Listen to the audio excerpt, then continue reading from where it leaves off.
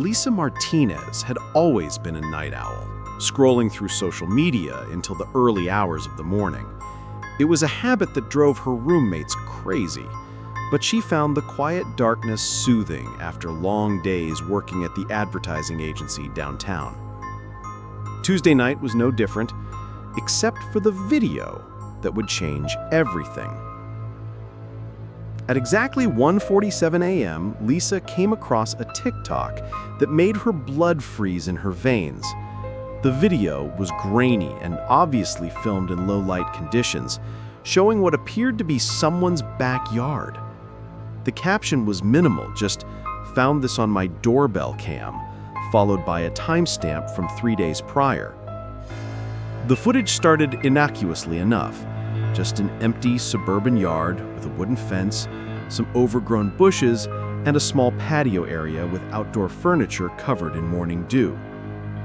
The video quality suggested it was captured by a standard doorbell security camera, the kind that had become ubiquitous in residential neighborhoods over the past few years. For the first 10 seconds, nothing happened. Lisa almost scrolled past, assuming it was another one of those pointless videos that somehow gained traction on the platform. But then, something moved in the shadows near the fence line. It was subtle at first, just a shift in the darkness that could have been dismissed as a cat or raccoon. But as the figure emerged from the shadows, Lisa realized this was no animal. It appeared to be a person, but the way it moved was fundamentally wrong. Instead of the normal gait of human locomotion, the figure seemed to glide across the grass, its feet never quite touching the ground in a way that made sense. The movement was too fluid, too smooth, like watching someone underwater. The figure approached the camera with deliberate purpose, growing larger in the frame with each passing second. Lisa found herself leaning closer to her phone screen, her heart rate accelerating as details became clearer. The entity wore what looked like dark clothing, but the fabric seemed to move independently of any wind or natural force. The final moments before the video ended, the figure came close enough to the camera that facial features should have been visible. What Lisa saw instead was something that defied explanation.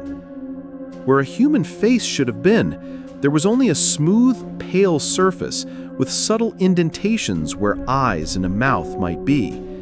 It was like looking at an unfinished sculpture of a person, created by someone who had only heard descriptions of human anatomy.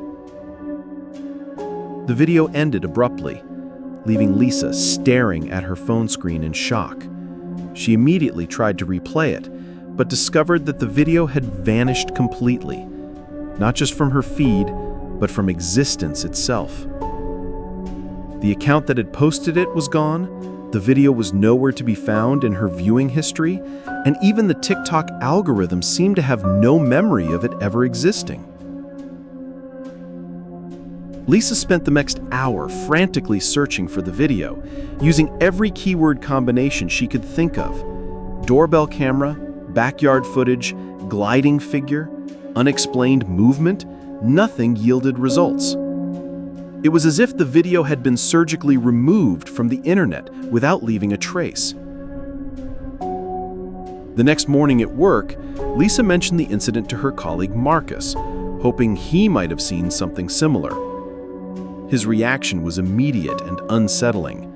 His face drained of color as she described the video, and his hands began trembling slightly as he set down his coffee cup.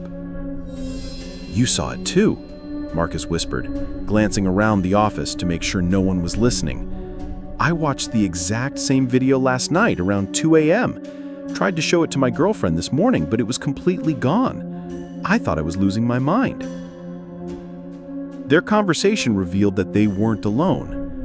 Over the following days, Lisa and Marcus discovered dozens of people across various social media platforms who had seen identical footage. Reddit threads appeared with users describing the same backyard, the same gliding figure, the same impossible face. But no one could produce the actual video. Every attempt to download or save the footage had resulted in corrupted files or mysterious technical errors. Lisa became obsessed with finding others who had witnessed the video. She joined online forums dedicated to unexplained digital phenomena, reached out to paranormal investigators, and even contacted local news stations. The pattern was always the same. People would describe seeing the exact video she had witnessed, but no physical evidence existed. The descriptions were remarkably consistent across all. If these stories sent chills down your spine, don't vanish into the darkness without hitting that like button. Share your scariest experience in the comments below, because your story might be featured next. And remember, the scariest thing is missing out. So subscribe now before the next nightmare finds you.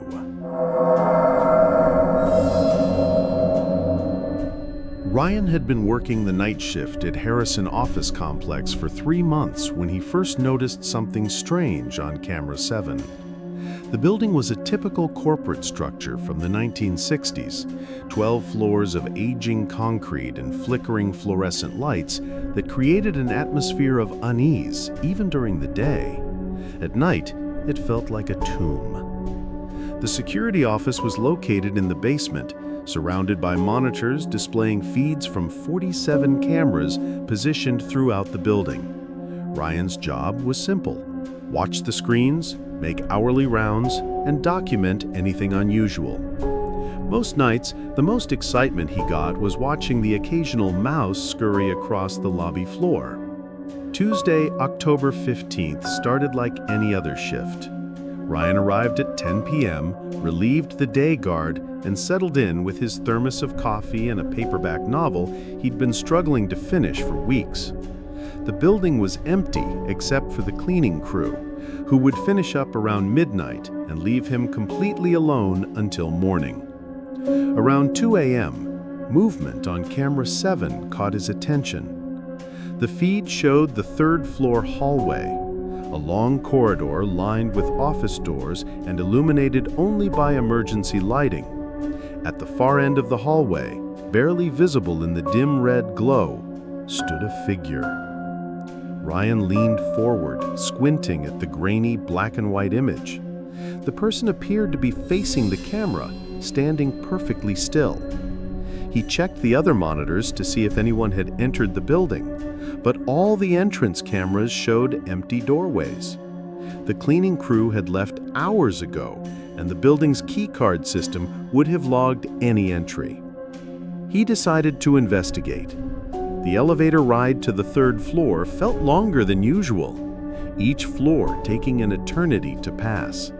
When the doors finally opened, Ryan stepped into the hallway and immediately felt the temperature drop.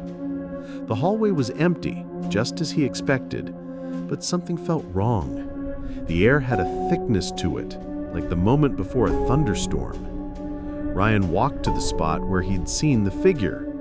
Nothing there except some water stains on the industrial carpeting that he had never noticed before. The stains formed an odd pattern, almost like footprints leading from the elevator to the far wall, and then simply stopping. Back in the security office, Ryan rewound the footage to see when the figure had appeared. What he discovered made his blood run cold. According to the timestamp, the person had been standing there for over 3 hours, completely motionless. He kept rewinding, going back further and further through the night's recordings. 5 hours. 8 hours. The figure had been there since his shift started, and somehow he'd never noticed. Ryan printed out several still frames from the footage and studied them under the desk lamp. The image quality was poor, but he could make out what appeared to be a person in dark clothing. The face was turned toward the camera, but the features were obscured by shadows and the limitations of the old security system. The next night, Ryan checked camera 7 immediately when he arrived. The hallway was empty, but camera 12, which monitored the basement storage area, showed the same motionless figure. Same posture, same eerie stillness, but in a different location. This time, Ryan decided not to investigate. Instead, he called his supervisor and left a detailed voicemail about the unusual activity. His supervisor, Dave, called back the next morning and laughed off Ryan's concerns. Those old cameras pick up all sorts of weird stuff. Shadows from the parking lot lights, reflections from passing cars. Don't worry about it unless someone actually breaks in. But Ryan couldn't shake his unease. He started keeping a detailed log of every appearance, noting the time, camera number, and duration. The pattern that emerged was disturbing. The figure appeared every night, always during Ryan's shift, always standing motionless for hours at a time. It seemed to be moving through the building systematically, appearing on different cameras each night, but always getting closer to the security office. Week after week, the figure continued its nightly vigil. Ryan started bringing his phone to work and recording the monitor screens, building a collection of evidence that no one seemed to believe.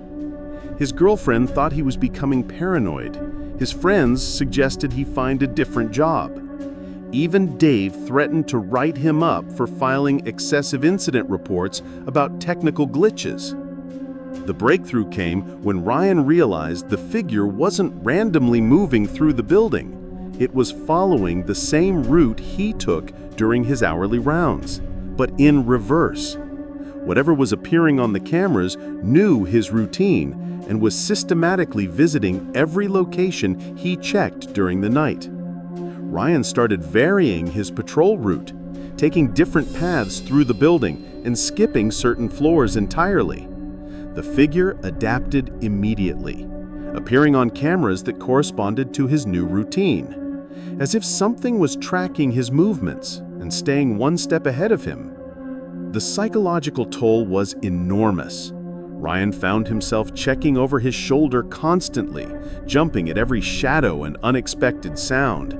He installed motion detector apps on his phone and brought a digital thermometer to monitor temperature changes. Sleep became elusive, filled with dreams of empty hallways and watching eyes.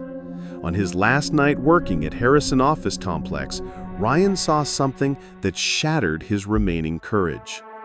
Camera 1, which monitored the main lobby entrance, showed the figure standing directly outside the security office door. The timestamp indicated it had been there for 20 minutes. Ryan's hands shook as he stared at the monitor. The figure was closer than it had ever been, just a few feet away from where he sat. But when he looked through the reinforced glass window in the security office door, the lobby was empty. Just the usual furniture and the eternal glow of the exit signs. He packed up his belongings immediately, leaving his resignation letter and the USB drive containing all his recorded footage on the desk. The note he attached was simple: "Don't ignore the cameras. It knows you're watching, and now it knows where to find you." The next security guard lasted 2 weeks before quitting without explanation. If these stories sent chills down your spine, don't vanish into the darkness without hitting that like button. Share your scariest experience in the comments below, because your story might be featured next. And remember, the scariest thing is missing out. So subscribe now, before the next nightmare finds you.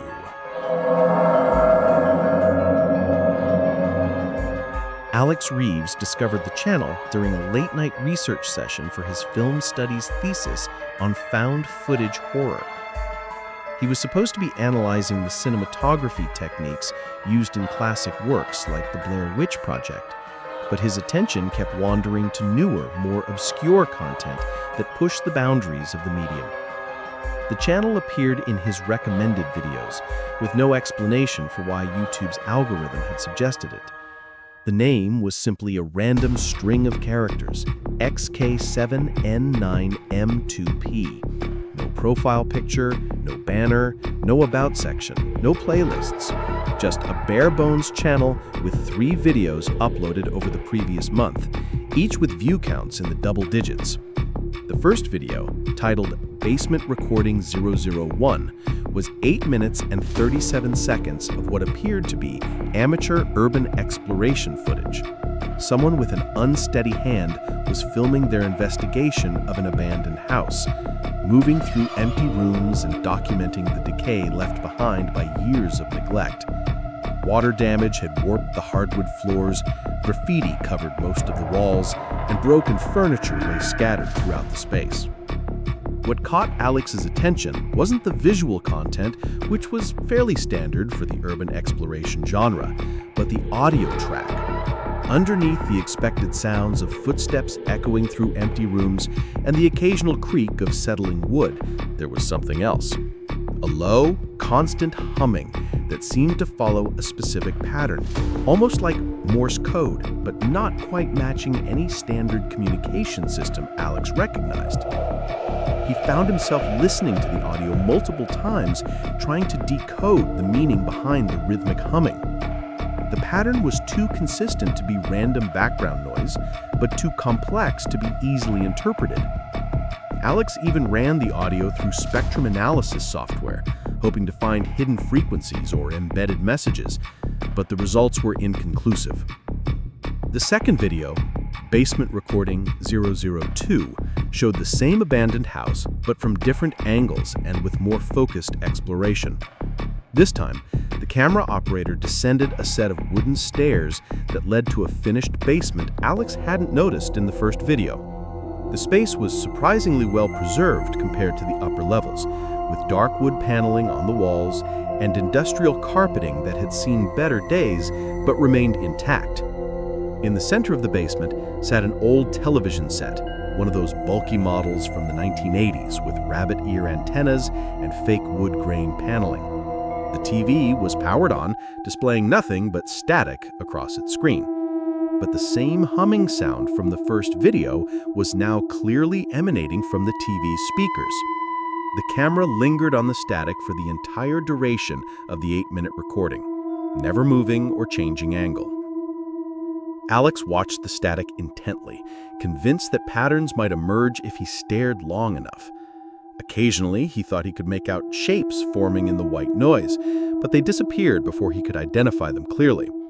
The humming continued throughout, hypnotic and somehow unsettling in its persistence. The third video had been uploaded just 2 days before Alex discovered the channel.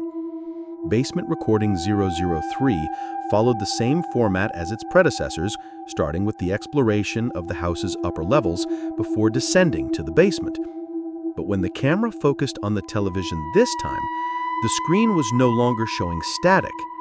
Instead, the TV displayed what appeared to be security camera footage of an empty office building.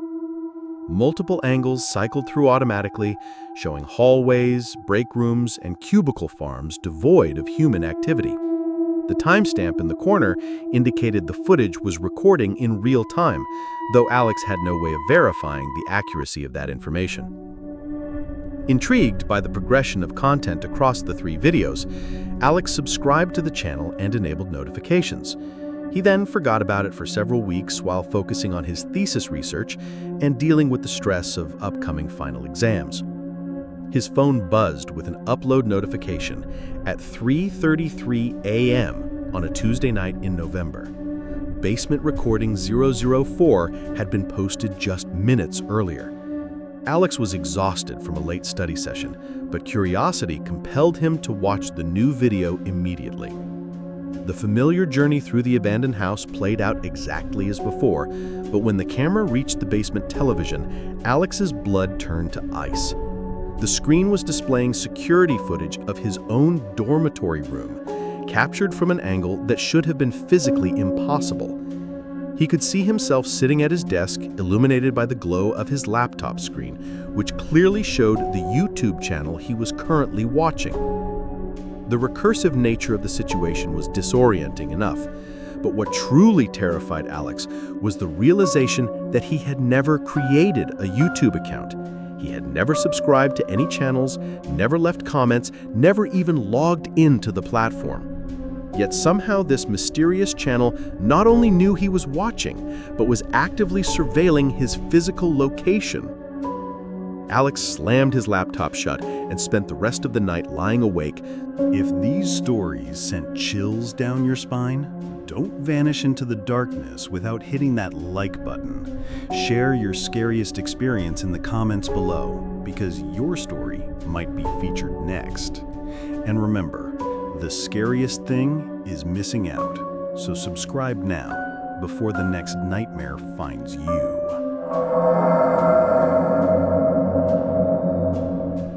The Neptune Hotel had been abandoned since 2008, a victim of economic recession and a reputation for unexplained deaths that made guests increasingly reluctant to book rooms. When urban explorer Tyler Chen decided to live stream his overnight investigation of the building, he thought he was just creating content for his modest but growing YouTube channel. Tyler specialized in documenting abandoned places, building an audience of 15,000 subscribers who appreciated his respectful approach to urban exploration. Unlike other YouTubers who focused on vandalism or sensationalized paranormal claims, Tyler treated each location as a piece of history deserving of preservation through digital documentation. The Neptune Hotel represented the perfect opportunity for Halloween content. Built in 1924, the hotel had operated successfully for over 80 years before a series of unexplained deaths in room 1408 created negative publicity that ultimately forced its closure. 14 people had died in that room over a 20-year period, all ruled as natural causes, despite the victims being healthy adults with no known medical conditions. Tyler arrived at the hotel at 6 p.m. on October 30th, giving himself time to set up equipment before starting the live stream. He positioned multiple cameras throughout the building, one in the lobby to capture the main entrance, another on the stairwell to document his movement between floors, and a third that would serve as his primary camera during the investigation. The stream began at 8 p.m. sharp. What's up, urban explorers? Tyler here, coming to you live from the infamous Neptune Hotel. For those just joining us, this place has been empty for 15 years after a series of mysterious deaths in room 1408. Tonight, we're going to explore the entire building and, if the chat votes for it, spend some time in the notorious room itself. The viewer count started modestly with his regular subscribers, but began climbing as word spread through social media about the live investigation. Tyler moved through the building methodically, starting with the ground floor and working his way up. The lobby still contained most of its original furniture, now covered in dust and debris from years of neglect. As Tyler explored, he maintained constant interaction with his chat, reading comments and answering questions about the hotel's history. The atmosphere was lighthearted despite the ominous setting, with viewers sending donations and suggestions for areas to investigate. By the time Tyler reached the 4th floor, over 2,000 people were watching the stream. Room 1408 stood at the end of a long hallway, its door slightly ajar in a way that seemed deliberately inviting. Tyler paused outside, reading the flood of chat messages encouraging him to enter. All right, everyone, this is it. The room where 14 people died under unexplained circumstances. Should we go in? The response was overwhelmingly positive, with donations pouring in from viewers eager to see what secrets the room might hold. Tyler pushed open the door and stepped inside, immediately struck by how well preserved the space was compared to the rest of the hotel. The room looked as if it had been cleaned yesterday.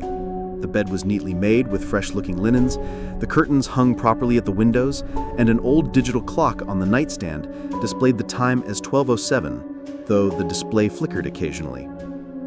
Tyler set up his main camera to face the bed and positioned himself in a chair by the window. So, here we are in room 1408. According to the reports I've read, the deaths here were all attributed to natural causes, but the circumstances were always unusual.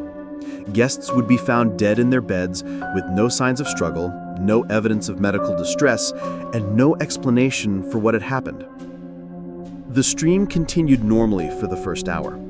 Tyler shared stories about the hotel's history, responded to questions from increasingly engaged viewers, and investigated various aspects of the room. The viewer count had climbed to over 4,000 people, making it the most successful stream Tyler had ever conducted. Around 10 p.m., the digital clock stopped its constant flickering on 12:07 and began counting down from 60 minutes. Tyler noticed the change immediately, pointing his camera at the display. "That's interesting. The clock just started counting down from an hour. Probably just old electronics acting up, but definitely worth documenting." While Tyler was focused on the countdown timer, his livestream viewers were seeing something he couldn't perceive. The chat exploded with messages about movement on the bed behind him. Viewers were reporting that the bed sheets were rising and falling rhythmically, as if someone was breathing underneath the covers. "Tyler, look at the bed! Something's under the covers! Get out now!" The messages flooded the chat, but Tyler was absorbed in examining the countdown display, now showing 55:23. When Tyler finally turned around to check what his viewers were concerned about, the bed appeared completely normal to him. "I don't see anything unusual, guys. You're probably just seeing shadows from my camera lights." But when curious viewers rewound the stream, they could clearly see the unexplained movement Tyler had missed. The countdown timer reached 0 at exactly midnight. When it did, every light in the room went out simultaneously, plunging Tyler into complete darkness.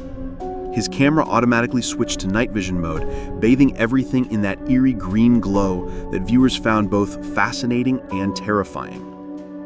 The night vision footage revealed phenomena that Tyler remained completely unaware of. Viewers could see shadows moving along the walls that didn't correspond to any visible light source. The outline of someone sitting on the edge of the bed appeared clearly in the night vision footage, though Tyler's own perception showed nothing there. Most disturbing of all, the camera occasionally picked up what looked like multiple people standing motionless in corners of the room or by the door. Tyler continued streaming for 3 more hours, commenting on how quiet and normal everything seemed while his chat descended into chaos. Viewers were frantically taking screenshots and recording clips of the supernatural activity happening just outside Tyler's perception. The stream had gone viral, with over 8,000 people watching and sharing the footage across social media platforms. The disconnect between Tyler's experience and what viewers were witnessing created an atmosphere of mounting dread. Chat members begged him to leave the room, but Tyler couldn't understand their urgency since he wasn't experiencing anything unusual. The night vision camera was revealing an entirely different reality, one populated by figures that existed just beyond normal human perception. At 3:33 a.m., Tyler announced he was going to use the bathroom and would be right back. The camera watched as he walked toward the small bathroom adjacent to the main room. He entered the bathroom and closed the door behind him, but according to the live stream footage, he never came back out. The stream continued for another 47 minutes, showing an empty room where the night vision continued to capture impossible shadows and unexplained movement. Viewers watched in growing alarm as it became clear that Tyler wasn't going to return. The stream finally ended when his equipment automatically shut down due to battery depletion. Hotel security conducted a thorough search the next morning, but found no trace of Tyler. His equipment was still set up exactly as he had left it. His personal belongings remained in the room, and there was no indication of forced entry or struggle. The bathroom showed no signs of disturbance, and its small window was painted shut and hadn't been opened in decades. The live stream footage went viral immediately, analyzed frame by millions of viewers searching for clues about what happened to Tyler. Paranormal investigators, digital forensics experts, and amateur detectives all examined the recording, but no conclusive explanation emerged for what happened. The most unsettling aspect of the entire incident were the consistent reports from viewers that they had witnessed supernatural activity throughout the stream that Tyler clearly couldn't see. It was as if the camera was recording multiple layers of reality simultaneously, capturing both the normal world Tyler inhabited and another realm populated by entities that existed just beyond human perception. The Neptune Hotel remains abandoned, but Tyler's disappearance has only added to its notorious reputation. Urban explorers still attempt to investigate the building, but electronic equipment consistently malfunctions in room 1408, and no one has successfully completed an overnight stay since Tyler's livestream. The footage continues to circulate online, serving as both a record of Tyler's final hours and evidence that some places exist at the intersection of multiple realities, where cameras can see things that human eyes cannot, and where the boundary between observer and observed becomes dangerously thin.